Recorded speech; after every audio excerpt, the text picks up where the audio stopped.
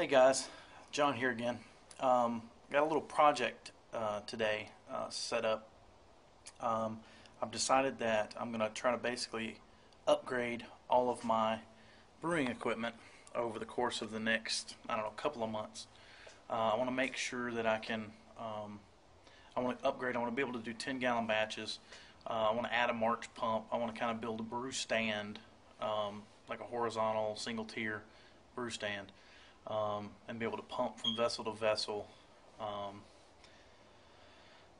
I just want to upgrade, period. And I think that's kind of the road you go down when you start brewing all grain to a certain extent. So my first job is I want to add a ball valve fitting to my existing boil kettle, which is an aluminum 44 quart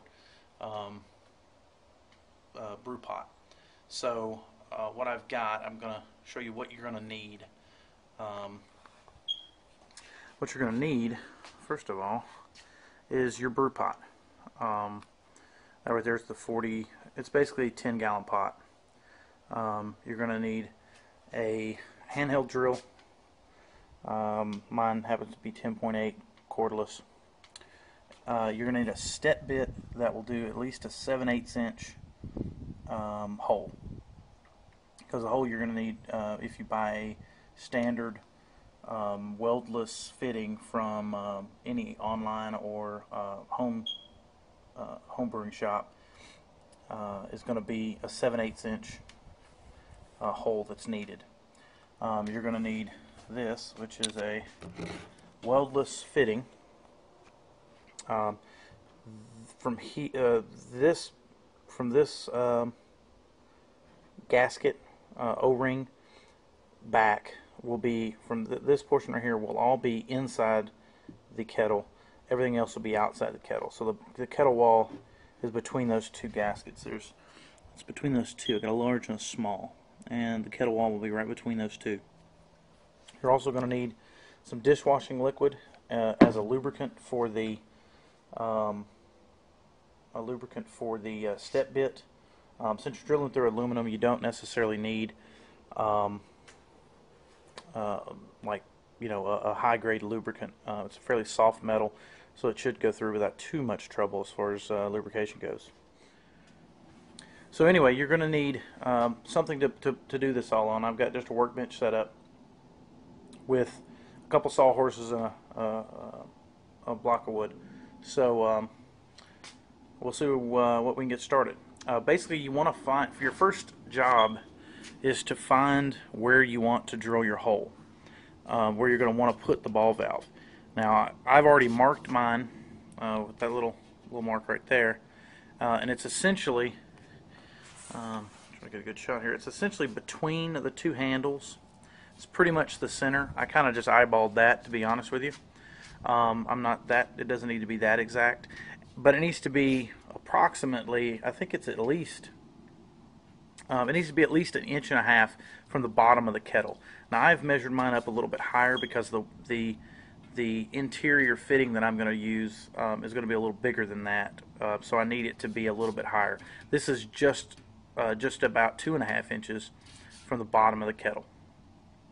So make your mark, and then get ready with your drill bit and a little bit of lubricant.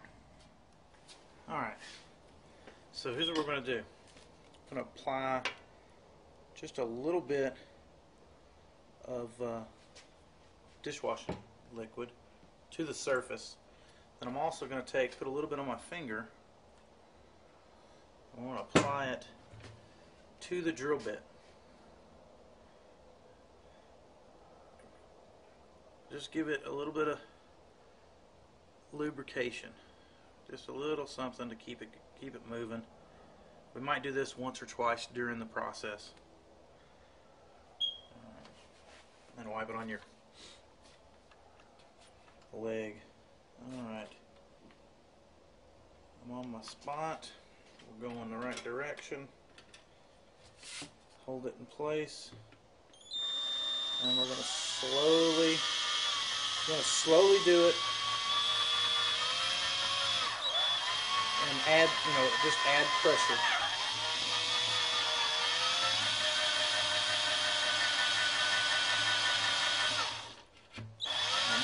through.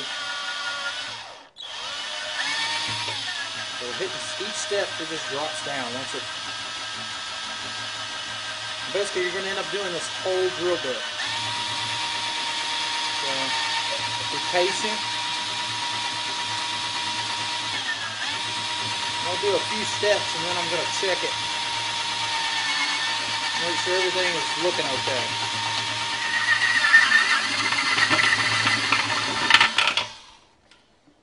Alright. Now that's all the steps of the drill bit, all the way to the bottom. I believe that's it, but I might need to go one more. That's really good for the drill bit to drop it through the hole in the board that you have.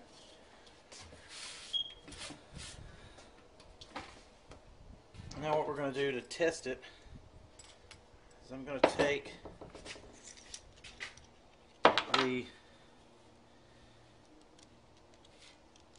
coupling that we have in the fitting and see if it goes through. And see, it's a little bit tight, so it needs to go one more step. I actually could probably thread it through, so I may do that. Let me check it and then I'll come back. Alright guys and gals, here's the deal. Another tool I realized that you may need after I started drilling, or after I got done drilling, is a utility knife or a knife of some kind to kind of trim the little burrs and some of the stuff off of the inside of the pot. And you can see that. Some of these little burrs, and you can still see some of the shavings down at the bottom. They get all over the place, and I'll wash this out obviously really well. So what you want to do is go all the way down to the base of your step bit. And what we have here is a stainless steel nipple threaded all the way through. I think it's an inch. It's probably a 1 inch. I haven't measured it. It comes, you know, with the kit, so I'm assuming it's a 1 inch. You're going to need a small gasket, small O-ring, high temperature silicone gasket. A large, let's see, back it up, a large high temperature silicone O-ring gasket. You're going to need, for the inside, you're going to need a stainless steel washer, and I believe it's a 1 inch coupling. Again, stainless steel. On the outside, you're going to need a lock nut. It's got this little groove in it, which is perfect for the small gasket to fit right in. Then you're also going to need a stainless steel ball valve and a barb, and a hose barb to go on the end, so that you can attach preferably a silicone hose, high temperature silicone hose. Now stainless steel is the way to go, to be honest with you. There are some issues with brass. It's not the worst thing in the world. You can basically pickle it. Look it up. I'm not an expert on it, so I believe you can pickle it with a peroxide and vinegar kind of mixture to get the lead out of the brass, or to ensure that it is. But with stainless steel, you don't have that worry. That's why I'm going all stainless, basically, with the exception, I guess, of my aluminum pot. So anyway, I'm going to attach all this stuff and let you see it when it's done. Okay, so we're all attached. The ball valve is securely attached, and basically you just turn it till it's straight up and down. Once it's tight, there's going to be a little bit of room over here, a little bit of room over there, and you just kind of play with how much is sticking out on either side to make sure that everything is in good, securely fit. Now I'm going to go inside. I'm going to fill it up. I'm going to do the water test. We'll fill it up to just above the ball valve, let it sit for a little while, just see if there's any leaks whatsoever, and then kind of adjust the tightness one way or the other. Now this is cranked down really, really tight. I had some other tools I decided I needed. Channel lock and a wrench. Also went and got some heavy duty Teflon tape. And there is some already attached that came with the ball valve here, but I went ahead and put some back here on this side of the coupling, just as some extra security for in case there's a leak through the thread. So I figured it couldn't hurt to have some back there.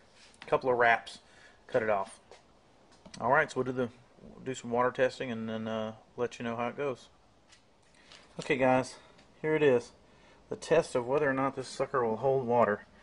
I don't know if you can see it. Let's get a splash. Okay.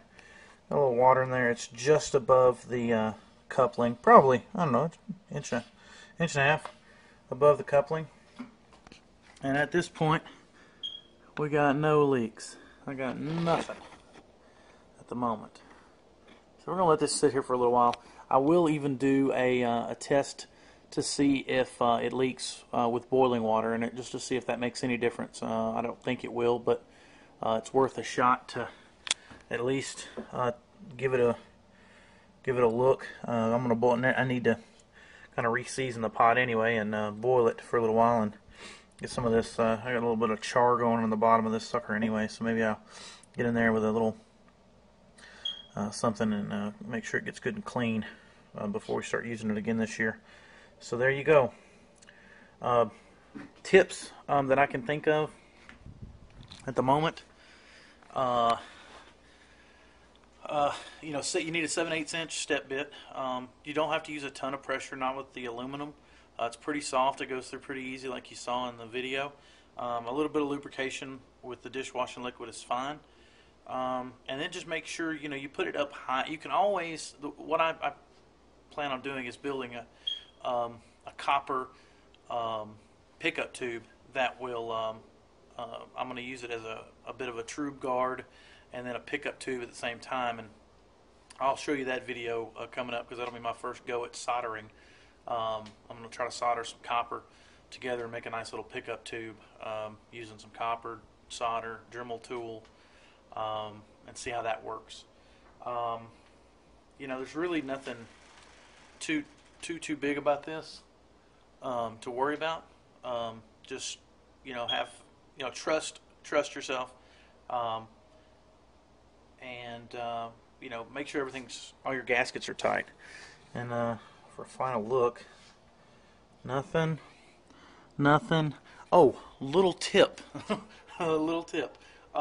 When you're filling the kettle with water, make sure that the valve is closed, because I didn't, and we got about a quart of water on the floor before I realized that I didn't close the ball valve. So close the ball valve. That's the main thing. Have a good one. Drink good beer.